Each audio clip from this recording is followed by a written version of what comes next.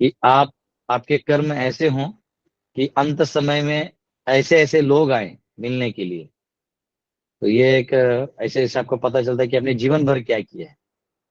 तो क्योंकि जीवन भर भीष्म देव ने धर्म का पालन किया था, तो अंत में उनके समीप सभी बड़े बड़े धुरंधर धर्माधिकारी, जितने भी धर्म के पालन करने वाले लोग हैं, बड़े बड़े संत ऋषि राजा, सब वहां आए थे।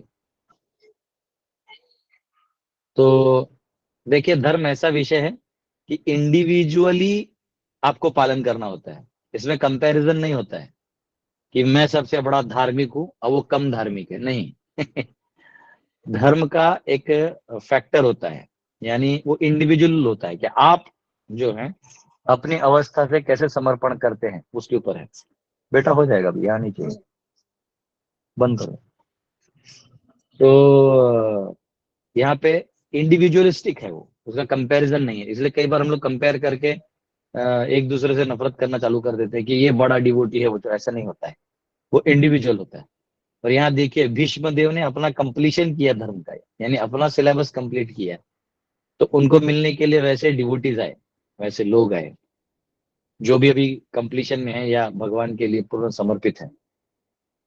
तो अगर आप चाहते हैं कि कई बार लोग बोलते हैं कि हमें शुद्ध भक्त से सुनना है, तो पहले आपको सिंपल पहले भक्ति शुरू करना पड़ेगा। करते करते करते भगवान आपसे प्रसन्न होकर धीरे धीरे जो सच में शुद्ध भक्त है उससे भी आपका मुलाकात करा देंगे। तो ये हम लोग सीख सकते हैं इससे। तो आइए हम सब प्रार्थना करते हैं और इस श्लोक में प्रवेश करते हैं।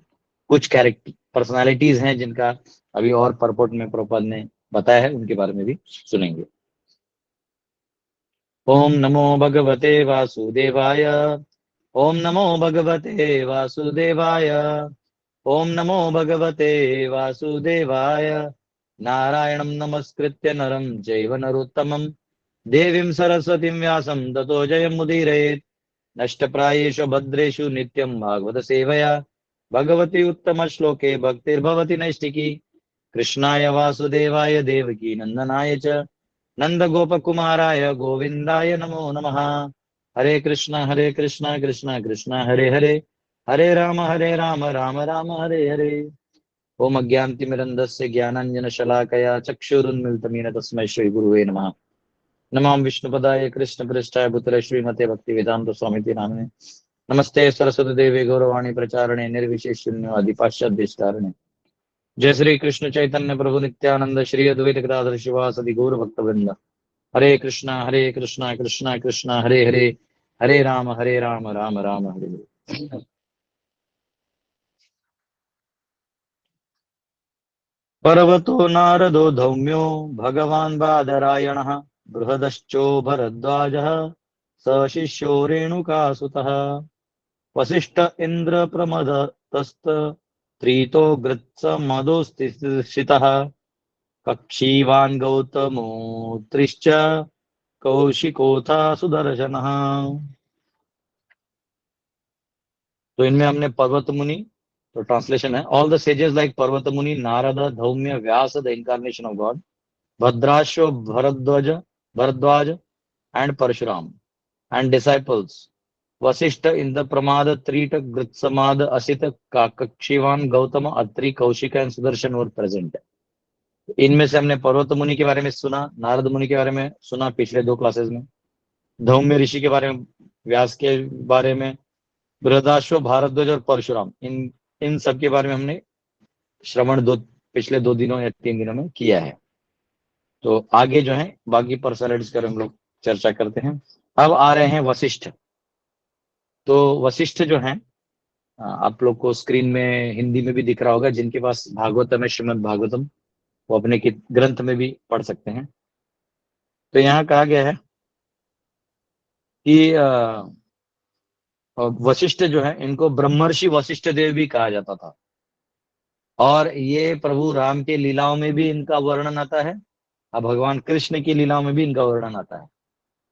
तो इनका एग्जिस्टेंस कंटिन्यूअस रहा है और ये प्रोमिनेंट फिगर रहे हैं, यानी गुरु के रूप में रहे हैं, बड़े प्रोमिनेंट रोल में रहे हैं।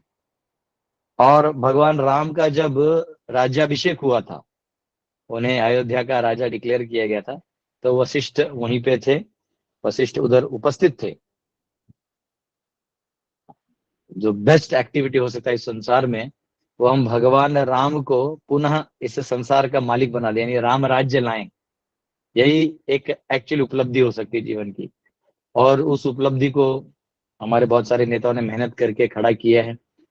और जनवरी महीने में तो बहुत सुंदर मंदिर भी अयोध्या में इनॉग्रेट होगा। तो ये जो राम राज्य है, राम राज्य यानी जहां भगवान केंद्र बिंदु हैं, हम सब उनके सेवक हैं। इस भाव में हम एक दूसरे को सम्मान करते हुए एक दूसरे का विचार निस्वार्थ रूप से करने लगे, तो इसे राम राज्य कहते हैं। जहां न्याय, हर कण कण में न्याय और भगवत प्रीति जो है वो बहती है। तो उस प्रभु राम का जब कोरोनेशन हो रहा था, यानी उनका जब राज्याभिषेक हो रहा था, तो वहां पे स्वयं वशिष्ठ मुनि उपस्थित थे।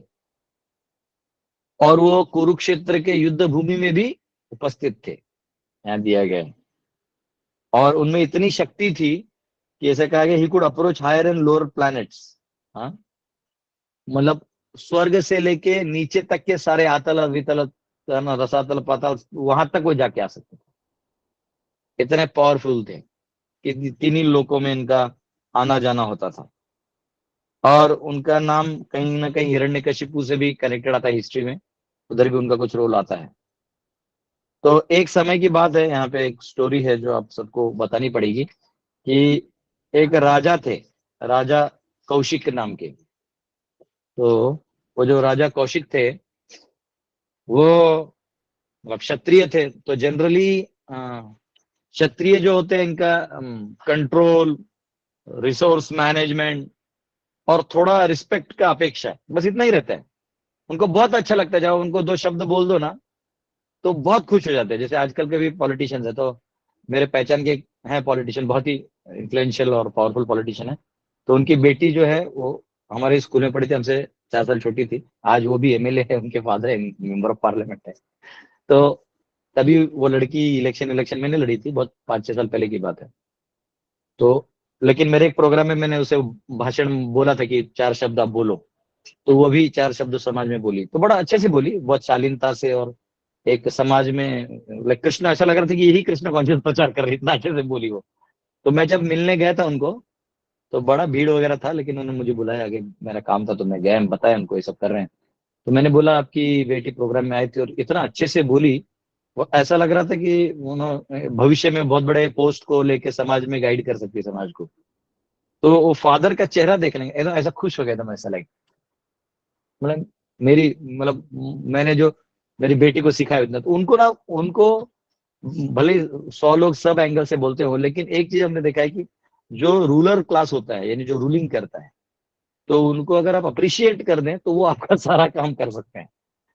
तो जैसे ब्राह्मण है, उसे आप संतुष्ट कर दो, आप अपना समाधान से 2 मीठे शब्द बोल दो और धर्म का पालन करो, ब्राह्मण संतुष्ट हो जाता है। जैसे क्षत्रिय जो है उसको रिस्पेक्ट दे दो, खुश हो जाता है। लेकिन यहाँ क्या हुआ था, कौशिक जो थे, राजा कौशिक, ये ये क्षत्रिय थे, परंतु इनको ब्राह्मणों को देख के बड़ा वो फील होता था कि यार संतुष्ट तो ये सब है, मैं तो हमेशा ही असंतुष्ट रहता हूँ।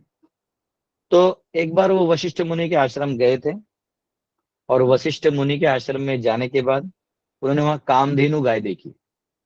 कामधेनु का मतलब है उस गौ माता से आप जो मांगिएगा वो आपको दे देगी। तो कामधेनु जो गाय, आजकल लोग जर्सी गाय रखते हैं ताकि ज्यादा दूध मिले और ये मिले। तो कामधेनु एक रख लीजिए, सारे भारतवर्ष का काम हो जाएगा। तो कामधेनु गाय थी वशिष्ठ मुनि के पास। और उन्होंने देखा एक बार कौशिक जी ने कि इतने लोगों को खाना वाना इमीडिएटली खिला दिया वशिष्ठ ऋषि ने। तो उन्होंने कहा कि ये कामधेनु गाय मुझे आप दे दीजिए। राजा का नेचर होता है कंट्रोल करना, लेकिन राजा को अपनी मर्यादा कभी नहीं भूलनी चाहिए। राजा को ये मालूम होना चाहिए कि जो ब्राह्मण है, इसके पास अगर कोई चीज है तो वो आप नहीं ले सकते। इनफैक्ट आपने ब्राह्मण को दान देना चाहिए, ब्राह्मण से आपने नहीं लेना चाहिए। तो वशिष्ठ मुनि जो हैं, इन्होंने मना कर दिया, कहा कि जो गौ माता यही मेरा एक धन है और मेरे पास और कुछ है नहीं। तो बोले नहीं नहीं नहीं, आप दो। तो बहुत युद्ध हुआ, कामधेनु छीनने का प्रयास हुआ, मतलब हर एंगल से जो है वो लड़ाई झगड़ा होने लगा, और इतना होने लगा कि विश्वामित्र मुनि, वही कौशिक जो थे, वो बाद में जाके विश्वामित्र मुनि बने। तो लेकिन वो जो कौशिक राजा थे, उन्होंने बहुत परेशान हो गए थे, और उन्होंने बहुत परेशान कर दिया था वशिष्ठ मुनि को। और वो होता है कि जनरली जो ब्राह्मण होते हैं वो किसी पे अटैक नहीं करते, अटैक करना उनका धर्म नहीं है। वो सह लेते हैं, मौन रख लेते हैं, पर अटैक नहीं करते। अटैक अगर वो कर दे तो समझ लो कि आपने एक लेवल का हद पार कर दिया है। जैसे राजा वेण थे, तो वेण जो थे वो बड़ा ही दुष्ट व्यक्ति था। वो कहता था, वो वेण के राज्य में जितना शासन एक धर्मराज के राज्य में नहीं था, उतना शासन वेण के राज्य में था। क्यों? क्योंकि वेण का ईगो बहुत बड़ा था। वो कहता था तुम मर्डर क्यों करोगे, मैं मर्डर करूंगा, तुमने कैसे किया, तो इसको दंडित करो। इसलिए इसको दंडित इसलिए नहीं करो कि इसने मर्डर किया, लेकिन मैं होते हुए कैसे कर दिया, ईगो। कोई भी क्राइम है, चोरी है, कोई डकैती की है, तुमने कैसे कर दिया जब मैं यहां हूं? हाँ, मेरे से बड़े डकैत बनोगे, मैं डकैती करूंगा, इसको मार दो। तो वो एक अलग ही वेण केस थे। तो वो लास्ट में सभी ब्राह्मणों ने सिर्फ हुंकार भर दिया, ऐसे कर दिया, वो वेण जो है वहीं मर गया। तो ऑब्वियसली बाद में पृथु महाराज प्रकट हुए, सब इत्यादि मालूम है आप सबको, हम पढ़ेंगे भी आगे जाके। तो ऐसे ऐसे लोग हैं कि मतलब जो ब्राह्मणों का सम्मान हमको करना चाहिए, तो ये ब्राह्मण से ही छीन रहते। तो ब्राह्मण किसी का वध नहीं करता, वो शांत रहता है। वो अपने आप में रहता है, समझ के ले लेता है चीजों को, दया भाव रखता है। हाँ, ब्रह्म जानाति इति ब्राह्मण। वो इन द्वंद्वों में वैसे ही नहीं गिरना चाहता। लेकिन जो आगे वाला व्यक्ति है, आपको परेशान करेगा क्योंकि वो निम्न स्तर में है, वो आपके ब्राह्मणत्व के स्तर में है नहीं। तो या तो वो क्षत्रिय है, या बनिया है, या शूद्र है, तो वो हमेशा नीचे है, तो हमेशा आपको खींचने का प्रयास करेगा, हमेशा आपको टांगने का प्रयास करेगा। जनरली ये बॉयफ्रेंड और गर्लफ्रेंड का जो रिलेशन होता है, उसमें लड़का पहले बहुत खुश रहता है, लेकिन समझो कैसे तैसे किसी लड़की के चक्कर में गिर गया, उसके बाद खर्चा वर्चा छोड़ो, रेगुलर फोन आते रहते हैं। मेरा बाबू खाया, मेरा सोनू खाया, मेरा घूमने गया, मेरा ये किया। वो बोलता है अरे क्या है ये।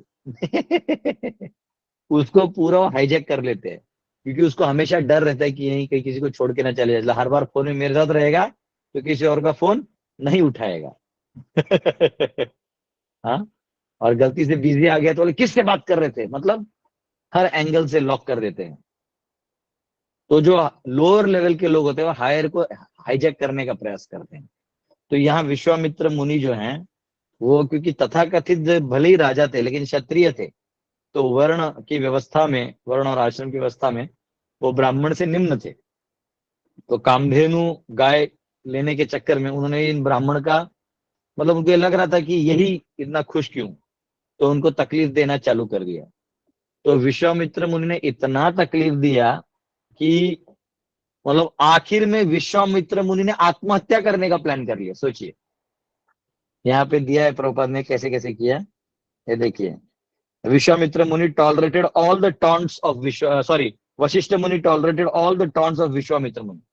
विश्वामित्र नहीं, वही राजा कौशिक, जब भी पहले राजा थे, बाद में वो सुधर जाते हैं। फिर वो सोचते हैं मैं भी ब्राह्मण बनूंगा, क्योंकि ब्राह्मण से जीत नहीं पाते ना, तो फिर उनको लगता है कि मैं लोअर हूं तो मैं हायर बनूंगा।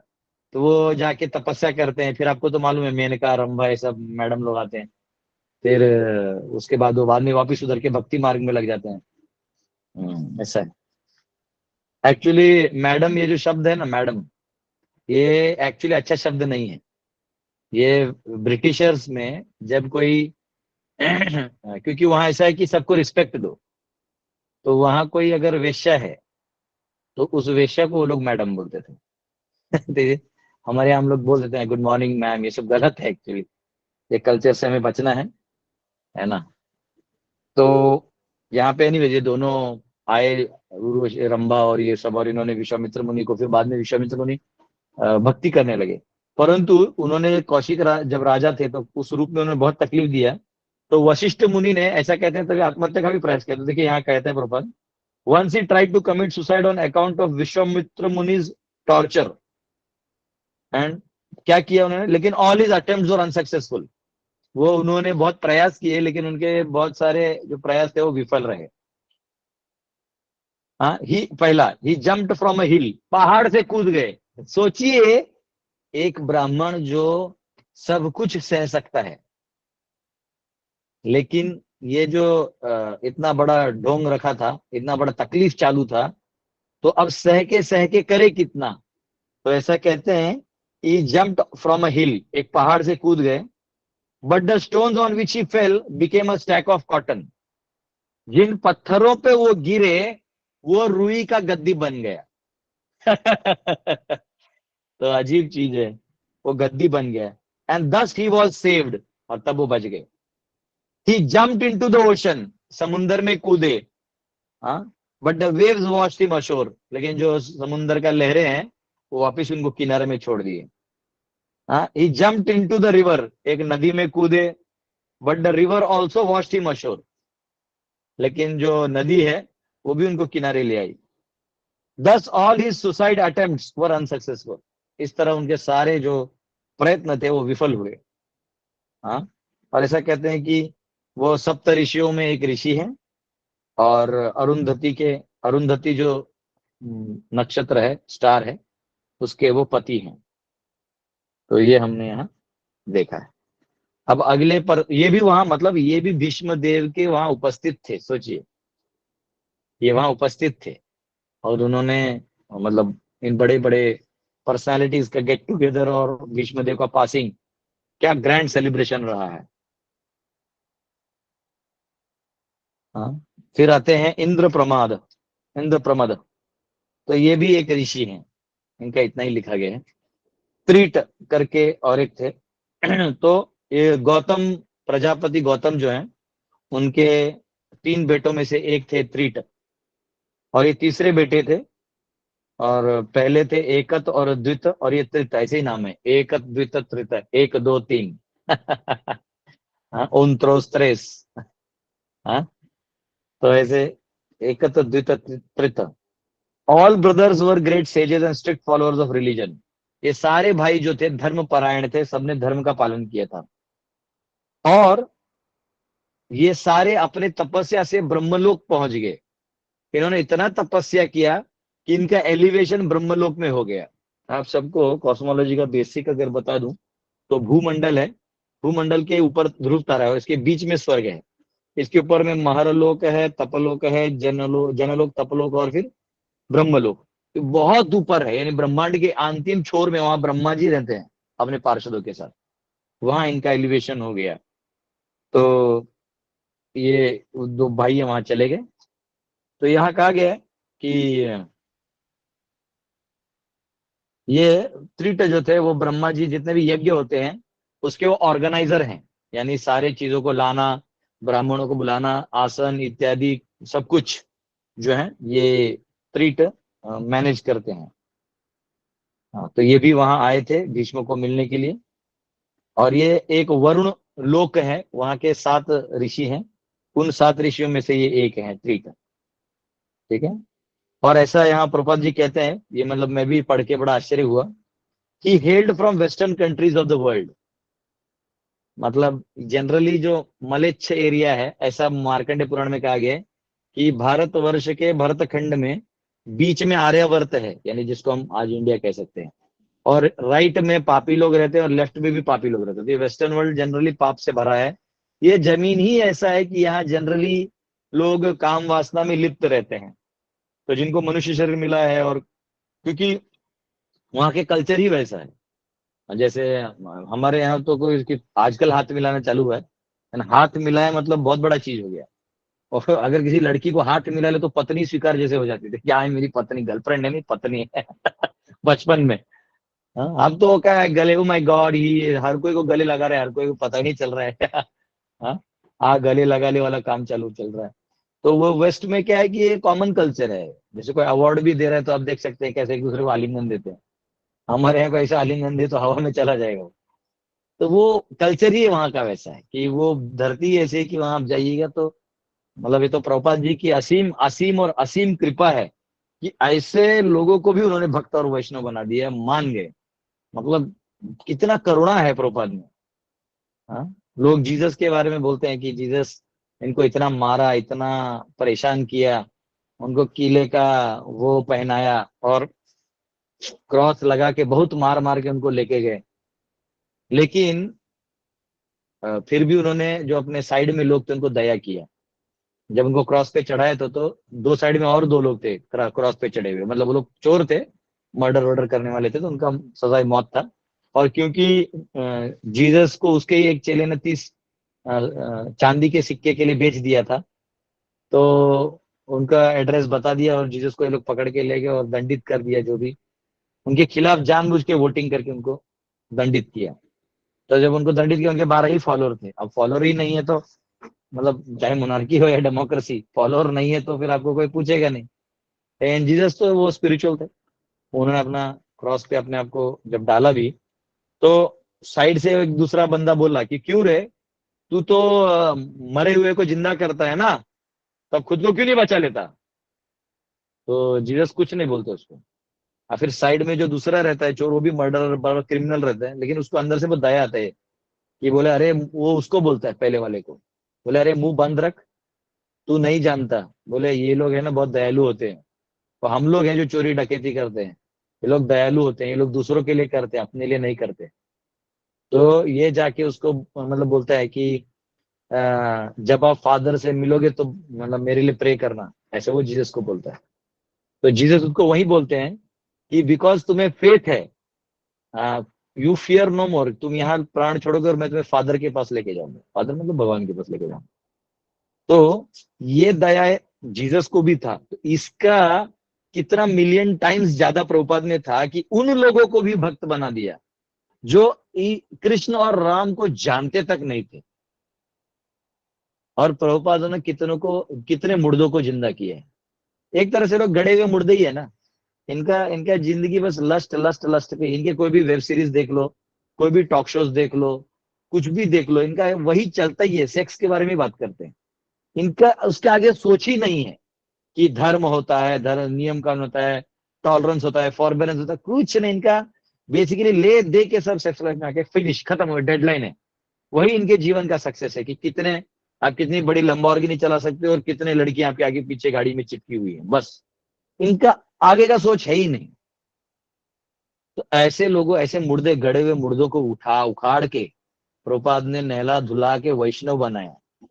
तो ये अपने आप में बहुत बड़ा उपलब्धि है। तो यहाँ कहा गया है कि उधर के ये एक ऋषि हैं। हाँ, त्रिट जो है, ये वेस्टर्न कंट्रीज से हेल करते हैं, बिलोंग करते हैं। तो यहाँ प्रभुपाद ये भी लिखते हैं, at that time the whole world was under one Vedic culture.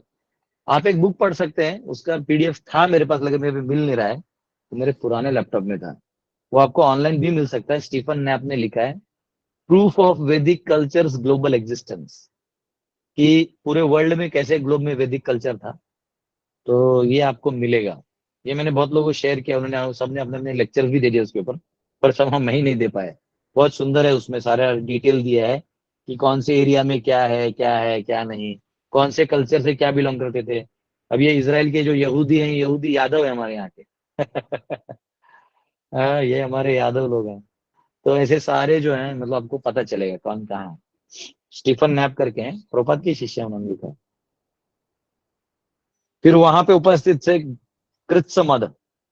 तो ये स्वर्ग के एक ऋषियों में से हैं, संतों में से हैं। और ये इंद्र के बड़े निकट मित्र भी हैं। और बृहस्पति जैसे विद्वान भी हैं। और यहाँ पे वो हमेशा महाराज युधिष्ठिर के जो रॉयल असेंबली है, उसमें आना जाना करते थे। देखिए, साधु और राजा, इनका एक दूसरे के लिए आना जाना हमेशा रखना चाहिए, क्योंकि साधु का अपने विचारों से समाज में परिवर्तन लाना चाहिए। तो उसका पहला टारगेट ही राजा होना चाहिए।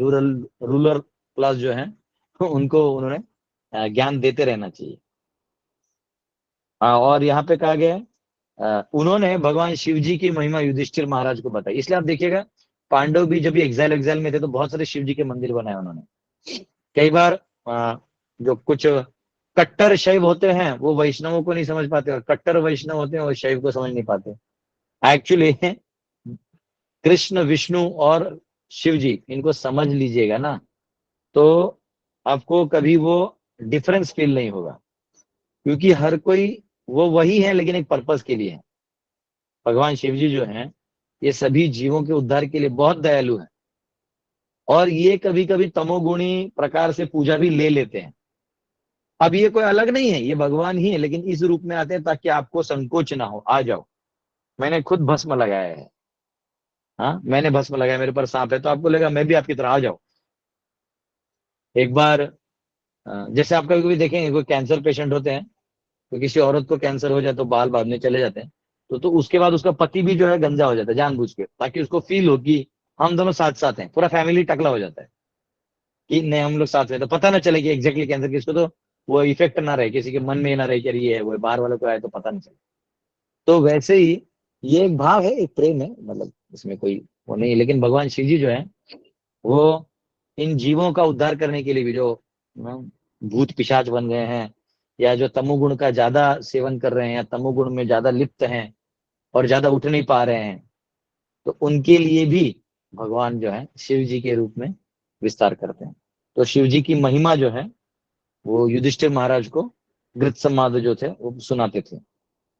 और उनके पिता का नाम वितहव्य था, और इनका जो शरीर था गृत्समद का, वो इंद्र के तरह था। कई बार इंद्र के दुश्मन इनको इंद्र समझ के उठा के ले जाते थे, अब बाद में पता चलता था ये इंद्र है ही नहीं।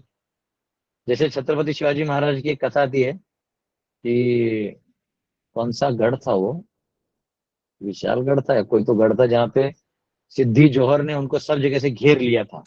विशाल और पन्हाला उनके था सब गुरुजी, पन्हाला, पन्हाल पन्हालगढ़ में। पन्हालगढ़ पन्हालगढ़, तो उन्होंने उनको घेर लिया था। तो उसके बाद शिवाजी महाराज जो है, वो उनको नीचे उतरने का चांस ही नहीं था, क्योंकि उतरते तो इतने बहुत बड़े सैन्य लेके आया था, बहुत ज्यादा सैन्य लेके आया था। तो अब अफजल खान को तो चीटिंग करके मार दिया था। गुरिल्ला वॉरफेयर बोलते हैं, हाँ? मराठी में उसको गनीमी कावा बोलते हैं। हाँ, और उसको आजकल के आर्मी लोग भी उसको अपने स्ट्रेटेजी में यूज करते हैं। गनीमी कावा मतलब अपने शत्रु पे ऐसा हल्ला बोलो कि उसको पता भी ना चले। तो उसने शिवाजी महाराज के खेमे में एक व्यक्ति था, उसका नाम था शिवा काशिद। तो शिवा काशिद जो था, वो दिखने में शिवाजी महाराज की तरह था। और तो शिवाजी महाराज ने जब पूछा, अ, ये सॉरी, शिवा काशिद ने पूछा शिवाजी महाराज से कि एक काम करिए, मैं आपका ऑर्नामेंट वगैरह पहन लेता हूँ, आपकी तरह दिखता हूँ, और हम लोग सिद्धि जौहर को बोलते हैं कि शिवाजी महाराज मिलने आ रहे हैं और तुमसे सुलह करने आ रहे हैं, तो उसको बड़ा पार्टी वार्टी रखने देते हैं, वहां पे थोड़ा समय जाएगा। तब तक आप सभी सेना जो है, हम लोग हल्ला कर देंगे कि अरे शिवाजी महाराज हार गए, तो हमारी सेना उनकी सेना दोस्ती करने लगेगी, और हम लोग शांत हो जाएंगे, उन्हें खिला पिला के, दारू वारू पिला के सुला देंगे, और हम लोग चले जाएंगे। तो शिवाजी महाराज थोड़ा वो थे कि मेरे वजह से एक मावड़ा, यानी मेरे एक वॉरियर का जान नहीं जाना चाहिए। तो लेकिन उनकी पत्नी क्या बोली कि बोले उसको छोड़िए, मेरे लिए कोई रोल है तो बोलिए, वो क्या अकेला आपके लिए बलिदान देगा, मेरे को बोलिए मेरे लिए क्या रोल है। ऐसे ऐसे है मराठा, इसलिए वो लोग पूरे दुनिया पे राज कर सकते हैं। मराठाओं को सिर्फ जागना है, मराठाओं को ब्राह्मण का सम्मान करके उनसे आशीर्वाद लेके पूरे विश्व पे राज करना है। समझ रहे हैं, तो आप शक्तिशाली बन जाएंगे। हाँ, सरदारों को, जाट को, राजपूतों को, सारे जो क्षत्रिय हैं, साउथ के जो क्षत्रिय हैं, हाँ, रेड्डी, सब लोगों को रेडी होना है अभी। कलिंगा के जो बड़े बड़े योद्धा हैं, आसाम के बड़े बड़े अहोम डायनेस्टी के लोग हैं, इन सबको खड़ा होना है अभी, है ना। अब भारत को वापस पुनः स्पिरिचुअल नेशन बनाना है। दुनिया, देवता लोग नीचे आएंगे अगर आप ऐसा कर देंगे, तो रोज देवता लोग यहाँ नीचे आएंगे, आपको आपके आरती में एक्चुअली वो खुद खड़े होंगे। अभी भी विग्रह रूप में, लेकिन जब वो धरती स्पिरिचुअल हो जाएगा, आध्यात्मिक हब हो जाएगा, राजा महाराजों से भर जाएगा, धर्म और ब्राह्मणों के उच्चारणों से भर जाएगा, तो फिर वैश्यों को भी संपन्नता होगी, किसी का लोन नहीं, टेंशन नहीं। एनीवेज, उसी के लिए हम लोग पांडव सेना बना रहे हैं। तो उसके बाद क्या है कि शिवाजी महाराज ने, उनकी पत्नी ने बोला मेरे लिए कुछ है तो बोलो। तो शिवाजी महाराज की आंखों में आंसू आ गए, उन्होंने दोनों को गले लगाया। और फिर शिवा काशिद ने उधर डुप्लीकेट बन के चला गया। अब यहाँ इधर हल्ला हो रहा है, वाह वाह वाह वाह वाह। अब तो फेसबुक और व्हाट्सएप था नहीं, तो फोटो एग्जैक्ट वाला आया नहीं था, और तभी वो आए रेटिना स्कैन ये सब था नहीं, तो पता नहीं चलता था कि ओरिजिनल ओरिजिनल आदमी है। लेकिन उसमें अफजल खान का बेटा वहां था, उस खेमे में। उसने शिवाजी महाराज को अपने बाप को मारते हुए देखा था, तो वो जानता था कि शिवाजी कौन है। तो वो बोला ये शिवाजी नहीं है। तो उनको समझ में आया कि अरे ये तो शिवा काशी थे, उसको मार दिया। और तब तक शिवाजी महाराज चले गए थे। तो पॉइंट ये है कि वैसे ये त्रिटा में बस शिवाजी महाराज का याद आ गया मेरे को, वो रहा नहीं जाता हूँ। गृत्समाद जो है, ये भी डुप्लीकेट थे इंद्र के, परंतु सब कभी कभी उनके शत्रु उनको इंद्र समझ के ले जाते हैं। और ये ऋग्वेद के बहुत बड़े स्कॉलर थे, ऋग्वेद पूरा जानते थे। हम्म? ओम आ ब्राह्मण ब्राह्मणो ब्रह्म वर्चसी जायताम आस्मिन् राष्ट्रे राजन्य शूरो महारथो जायताम। तो ऐसे जो मंत्र है ऋग्वेद में, ये संपन्नता की ओर, धर्म की ओर, देवी देवताओं के मंत्र, भगवान के मंत्र, सारों को आपको ज्ञान देते हैं ऋग्वेद। तो इसके ज्ञाता थे वो। एंड दस he was highly respected by ब्राह्मण कम्युनिटी, इसलिए ब्राह्मणों में उनकी बड़ी सम्मान थी। And he lived a life of celibacy, वो एक ब्रह्मचर्य का जीवन पालन किया। ब्रह्मचर्य अगर जीवन पालन किया ना, तो आपको, आप कोई भी काम 100 गुना फास्ट कर सकते हो, 100 गुना ज्यादा तीव्रता से कर सकते हो। और अगर आपने आपको ढीला ढाला छोड़ दिया और फिर वो माताओं के चक्कर में बैठ गए, तो फिर माता जी अपना जो हेलुसिनेशन वर्ल्ड है उसमें आपको घुमा सकते हैं, और आप जिंदगी कट जाएगा, पता ही नहीं चलेगा कि हेलुसिनेशन हो गए थे। ऐसे ही कह रहे हैं, जो सच है। असित, असित जो है, आपने वो सुना होगा, हमने गीता में श्लोक सुना है, असित देवलो व्यास। हाँ, तो असित एक ऋषि थे, ये असित देवल ऋषि नाम है इनका, और ये बहुत पावरफुल ऋषि हैं। इन्होंने अपने पिता को, जो 15 लाख श्लोक है महाभारत के, वो सुनाए थे। मेरे हिसाब से 1.5 लाख है, या इधर 15 लाख लिखा हुआ है, तो जो भी है, 15 लाख श्लोक महाभारत के सुनाए थे, और उनको समझाया था एक एक श्लोक। और यहाँ पे जब महाराज जन्मेजय, परीक्षित के पुत्र थे जन्मेजय, तो जब वो राजा बने, तो उन्होंने मतलब अपने, मेरे पिता को सर्प ने मारा है, तो उस बदले में एक ऐसा यज्ञ किया जिसमें सर्प गिर गिर के मर रहे थे। तो उधर ये असित देवल भी वहां पे थे जब वो सैक्रिफाइस किया था। और युधिष्ठिर के जो राज, युधिष्ठिर का जो कोरोनेशन हुआ, वहां भी असित आए थे। और इन्होंने महाराज युधिष्ठिर को ज्ञान भी दिया शासन के बारे में।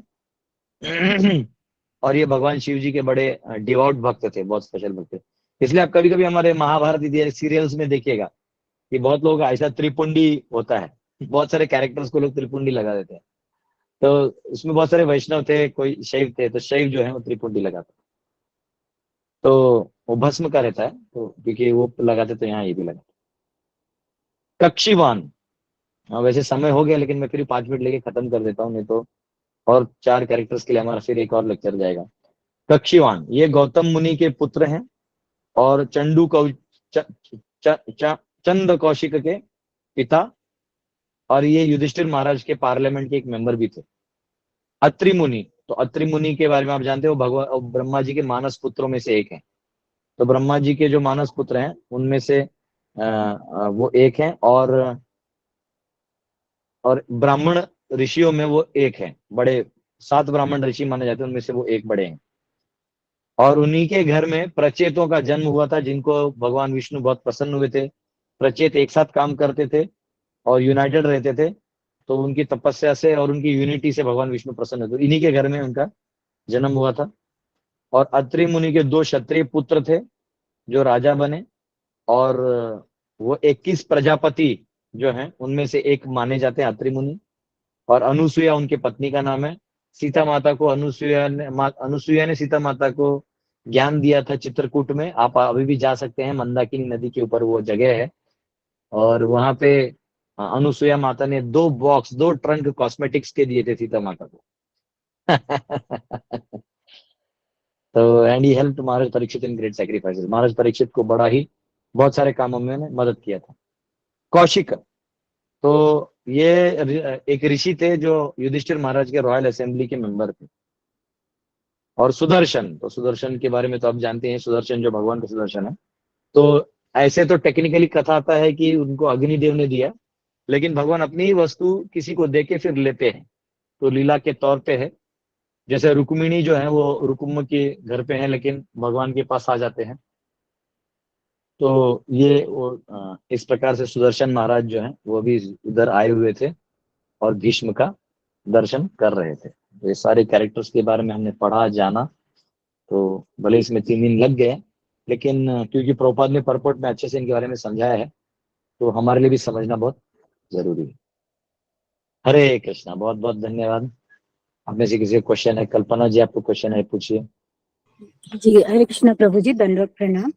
जी, प्रभु जी, कल मैं धन्यवाद। रामायण पढ़ रही थी तो उसमें सुंदरकांड में एक लाइन था जिसमें कि जब हनुमान जी सीता जी के सामने आते हैं तो वो घबरा जाती हैं, वो डर जाती कि अरे नहीं नहीं, मैंने सुबह सुबह बंदर का चेहरा देख लिया तो अशुभ संकेत है, ये नहीं देखना चाहिए। तो मैं थोड़ी कंफ्यूज हो गई कि मतलब मैं समझ नहीं पाई, ऐसा क्यों?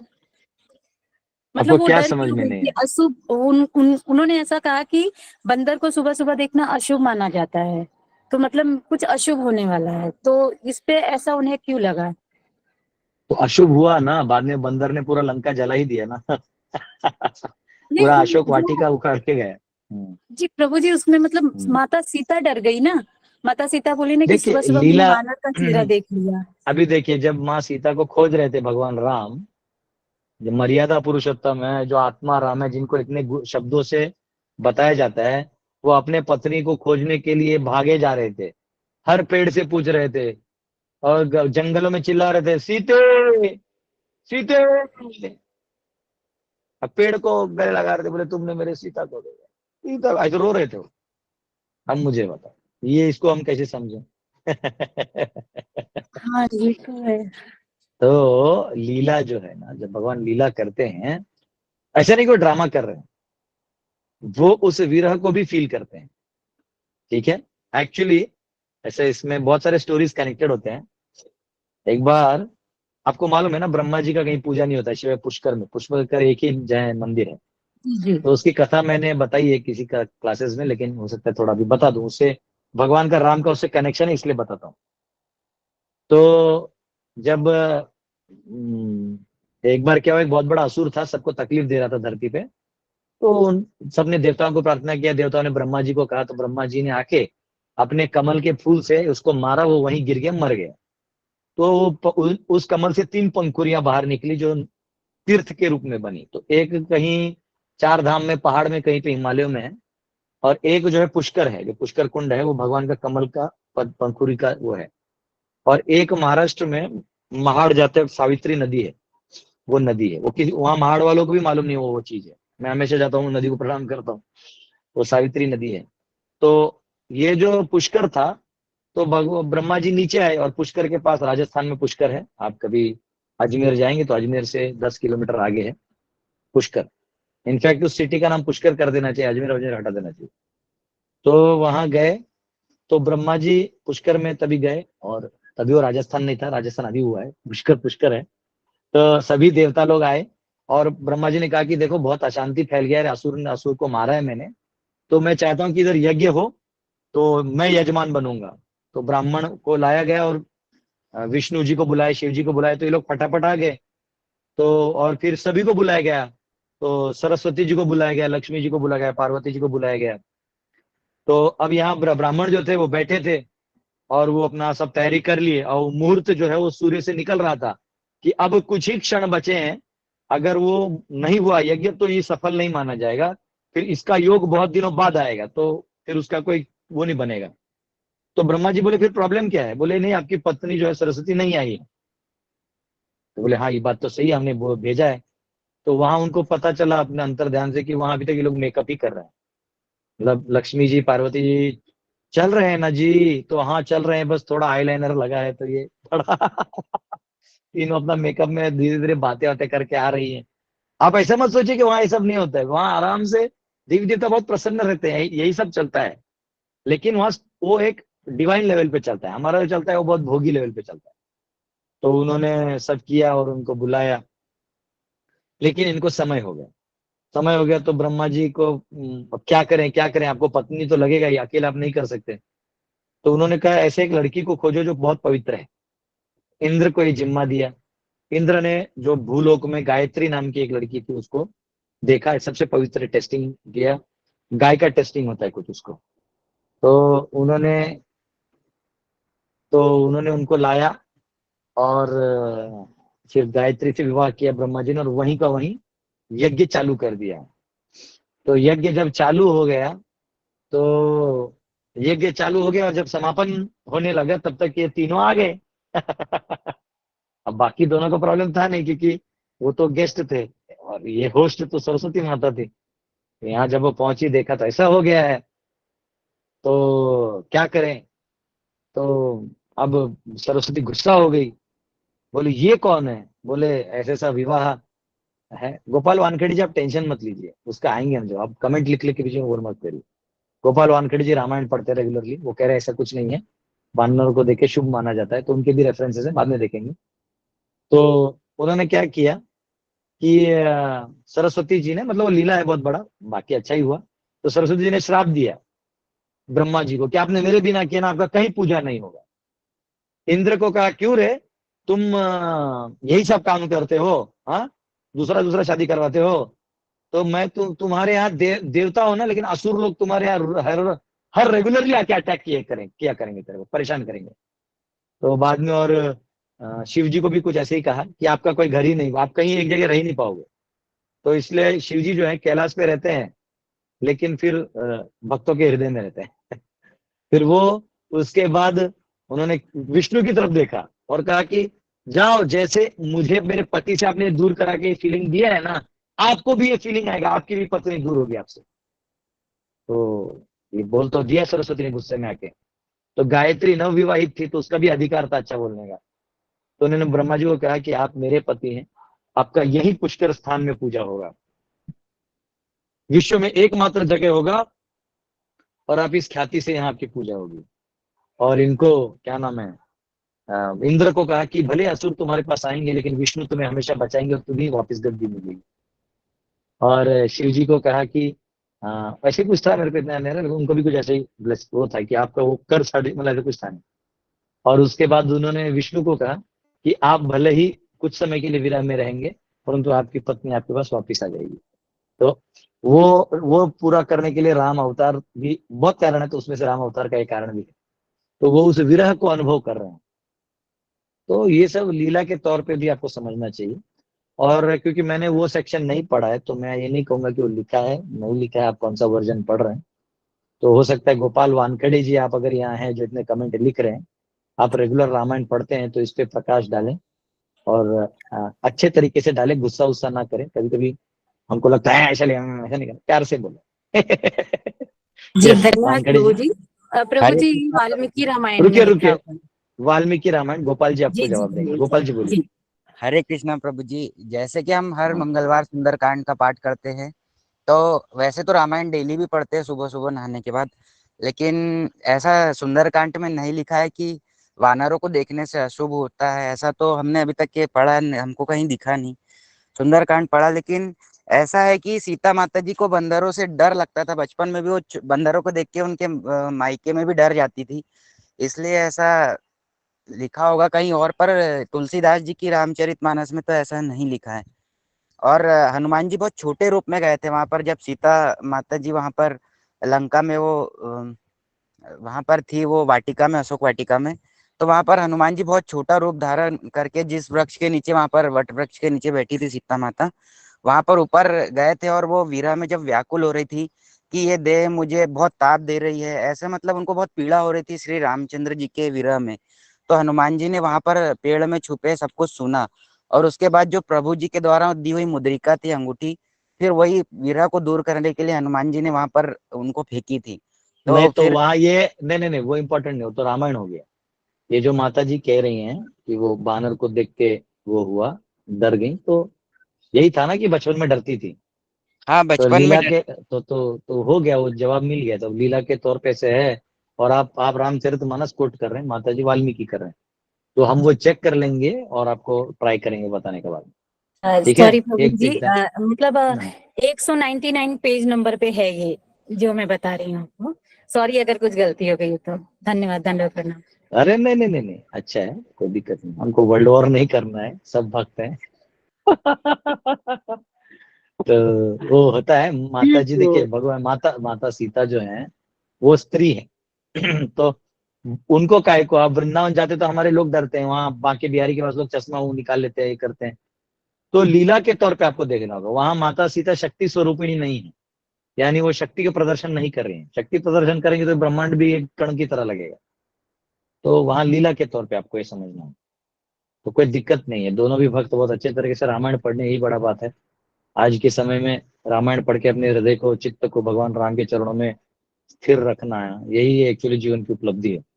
तो आप दोनों महान भक्तों के चरणों में मेरा दंडवत प्रणाम है। अरे प्रभु जी, कोटि यस। कोटि प्रणाम, आप चढ़ा रहे हैं। प्रभु जी आप चरण पढ़ोगे तो हमको पाप लगेगा। नहीं नहीं लगेगा भाई, सब नहीं लगेगा, हमको भी आशीर्वाद चाहिए। यस, कृष्ण लाल जी। हाँ प्रभु जी, मैं ये कह रहा था, जैसे नारद मुनि ने भी तो प्रभु जी को श्राप दिया था, वो जो त्रेता युग में रामचंद्र जी हुए थे, सीता से विवाह हुआ था, वो उसमें शिव पुराण में लिखा हुआ प्रभु जी। वाह, आपके भी तो चरणों में वो जो, एकदम दंडवत प्रणाम। नहीं नहीं प्रभु जी। शिव पुराण भी आ गया, वेरी गुड। और बताइए रसनाथ प्रभु। हरे कृष्णा प्रभु जी, दंडवत प्रणाम। प्रभु जी मेरा क्वेश्चन थोड़ा सा अलग है, स्क्रिप्चरल नहीं है, ये थोड़ा सोशल सोशल लेवल पे है।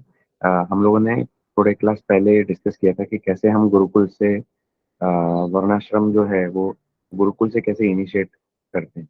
मैं एक्चुअली थोड़ा सा प्रयास कर रहा था सोचने का कि अगर वर्णाश्रम को लोगों को इंस्पायर करना है वर्णाश्रम फॉलो करने के लिए, या उनको उनको एम्पावरमेंट देना है, तो इसका मतलब आपने ऐसा कुछ सीक्वेंस है, ऐसा कुछ आपने सोचा है क्या जो हम लोगों को वर्णाश्रम प्रस्थापित करने के लिए कुछ एक स्टेप्स हैं जो हमको ध्यान से करना चाहिए, सो दैट फाउंडेशन एकदम क्लियर हो and then we can build upon that. तो वो कौन से स्टेप्स हैं जो हमको ध्यान रखना चाहिए?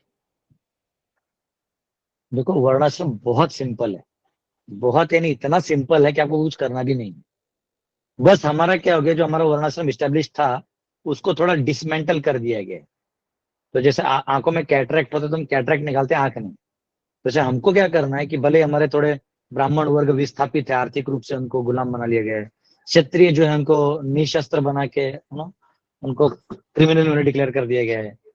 तो हमको क्या करना है, बहुत सिंपल है हमारा। जैसे स्त्रियां हैं उनको फ्रीडम का चस्का दे के उनको ऑलमोस्ट बाजारू बना दिया गया है। हाँ, तो रिस्पेक्टलेस है, जस्टिस दे रहे हैं बोलते हैं, लेकिन इक्वालिटी बोलते हैं लेकिन इक्वालिटी रखते नहीं है। अब ये बोलने की बातें हैं, आपको कौन सा मोदी जी मिल जाएंगे, काफिला इतना बड़ा होता है, आगे आओगे गोली चला देंगे। ये सब बोलने का बात है, इक्वल है, हम आपके हैं, ये सब झूठ बोलते हैं सब। तो बेसिकली क्या है, वर्णाश्रम का मतलब है आप अपने अपने वर्ण और आश्रम में रहो, और इसको एस्टेब्लिश करने के लिए आपको केवल एक प्लेटफॉर्म क्रिएट करना है कि जो भी वर्णाश्रम फॉलो करेगा उसके ये रूल्स और नॉर्म्स हम बना रहे हैं, मैं लिख रहा हूँ बुक एक्चुअली, और उसमें सबको लाना है। जो जो वो फॉलो करेगा उसके प्रोटेक्शन के लिए हमारे जो क्षत्रिय होंगे वो उन लोगों के प्रोटेक्शन के लिए अपना जान भी बलिदान करेंगे। किसी और के लिए जान बलिदान करना बेकार चीज है। कई बार लोग अपने ऑर्गन डोनेशन करते हैं, तो किसको दे रहे हो, सब चोर उचक्के तो है, और वो आपका ऑर्गन लेके और पाप करेगा, उसे क्या फायदा, वो आपको भी लगेगा मरने के लिए। तो इसलिए हमको वर्णाश्रम एक प्लेटफॉर्म है, प्लेट की तरह, प्लेट सजा दो, प्लेट पे सारे आइटम्स रख दो, आदमी निश्चिंत रूप से दिल खुश होके खाता है। लेकिन खाना कहाँ है, सिर्फ गोभी है लेकिन सब्जी बना नहीं है, आटा है रोटी नहीं, तो अब बनाओ खाओ। तो हमको क्या करना है, हमको पहले प्लेट बना देना है, लोग आके अपने आप वर्णाश्रम फॉलो करेंगे। वो आपको, उनको कुछ लेक्चर भी देने का जरूरत नहीं है, उनको खुद मालूम होता है कि हम यहाँ ही ठीक है। हर कोई अपना अपना स्थान चुन लेता है। जैसे आज मॉडर्नाइजेशन में लोगों ने अपना स्थान चुन लिया, हर कोई चाहता है मेरा एक फ्लैट हो, बस अब मैं सेफ हूँ। ऐसा आपको लगता है, सेफ तो फ्लैट में अब वैसे ही नहीं है। एक दिन लाइट चला गया और लिफ्ट का बंद हो गया ना, तो आर्थराइटिस 2 दिन में खत्म हो जाए, घुटने सारे। तो ये हमको लगता है। तो ये वर्णाश्रम जो है नेचर के ऊपर बिल्डअप है, और इसलिए इसमें 5 लोगों का बहुत ध्यान देना जरूरी है, बच्चों का, स्त्रियों का, ब्राह्मणों का, गाय गौ माता का, और बूढ़ों का। ये 5 लोगों को प्रॉपर धार्मिक रूप से रक्षा करना चाहिए। बच्चों को गुरुकुल, स्त्रियों को न्याय, उचित समय में विवाह, और आर्थिक रूप से उनके ऊपर कोई प्रेशर नहीं होना चाहिए। कोई स्त्री के ऊपर कभी प्रेशर नहीं होना चाहिए। लोन नाम का चीज नहीं होता स्त्री के ऊपर। आज के लिए जो लोन हो गया ना, तो लेडीज लोग को टेंशन आता है, फिर पेट में फाइब्रॉइड हो जाते हैं, रोग हो जाते हैं, एसिडिटी हो जाता है। लोन ये स्त्रियों के पास होना नहीं चाहिए। उनको तो सिर्फ माता पिता से गिफ्ट, सासू माँ इन लोगों से गिफ्ट, पति से गिफ्ट, बेटे से गिफ्ट, उनको सिर्फ वो मिलता है। ये लोन वोन का जो लोड है ना, ये सब कमाना, लोड लेना, और फिर माता को कैलकुलेशन करना पड़ता है। पहले शुरुआत में लोग करते भी है पगार आने पर, बाद में लिटरली फ्रस्ट्रेट हो जाते हैं, लिटरली फ्रस्ट्रेट हो जाते हैं। तो ऐसे कर करके धीरे धीरे क्या होता है कि आदमी तो ऐसे स्त्रियों को रक्षण देना जरूरी है। एक्चुअली मैंने एक सभा में बोला था, एक जगह मैंने कुछ बोला था, तो जिसको मैं नाम नहीं लूंगा, उस पॉइंट को कांग्रेस पार्टी ने उठाया था, लेकिन वो लोग का इतना वो फ्लॉप शो हो गया तो काम हुआ नहीं। तो वो हमारा पांडव सेना का मुद्दा है बेसिकली, तो मैं भी बोलूंगा नहीं, करना है। बूढ़ों की रक्षा, बूढ़ों को आप तीर्थ यात्रा ले जाइए, उन्हें धार्मिक जो कनेक्शन उसमें ज्यादा रखिए, है ना। और जो गौ माता है, तो भगवान तो सीधा बोलते हैं कृषि गो रक्षा, कि गाय की रक्षा बहुत जरूरी है। तो गो रक्षा करिए, गाय के ऊपर आधारित अपनी अर्थव्यवस्था को बनाइए, संपन्नता लाइए। और जो ब्राह्मण है, प्रचार कर रहे हैं गांव गांव जाके और समाज को उद्धार कर रहे हैं, उनको पूरी रक्षा दीजिए। और राजा से कुछ मांगे तो उन्हें दिल खोल के देना चाहिए। तो ऐसा है। कल भी हम लोग गए थे हमारे यहाँ के विधायक जी को मिलने की, हमारा टेम्पल में फायर हुआ है, तो वो लोग बोले ठीक है हम लोग श्योरली हेल्प करेंगे। और उनके लोग आज आ भी रहे हैं देखने के लिए क्या है क्या। तो ऐसा होता है। कल मैं उनको यही बोला कि साधु और राजा मिलकर बड़ा काम कर सकते हैं सोसाइटी के लिए, क्योंकि साधु अगर इकोनॉमिकल कैलकुलेशन में फंस जाएगा तो फिर वो क्या करेगा, आगे प्रचार कब करेगा। और राजा साधु बनने घूमते फिरेगा तो कैसे होगा। तो ऐसा हो गया है। हर वर्ण और हर आश्रम को अपना अपना करते हुए करना चाहिए, तो वहां से आगे डेवलपमेंट होना चाहिए। ठीक है। जी जी ब्रो, दंड प्रणाम। अरे थैंक यू। ओके, आज का समय हो गया है, 9:23 हो गए हैं। हम लोग कल मिलेंगे। बहुत बहुत धन्यवाद। हरे कृष्णा। हरे कृष्णा। हरे कृष्णा प्रभु हरे जी, कृष्ण। दंडवत हरे प्रणाम। कृष्ण प्रभु जी।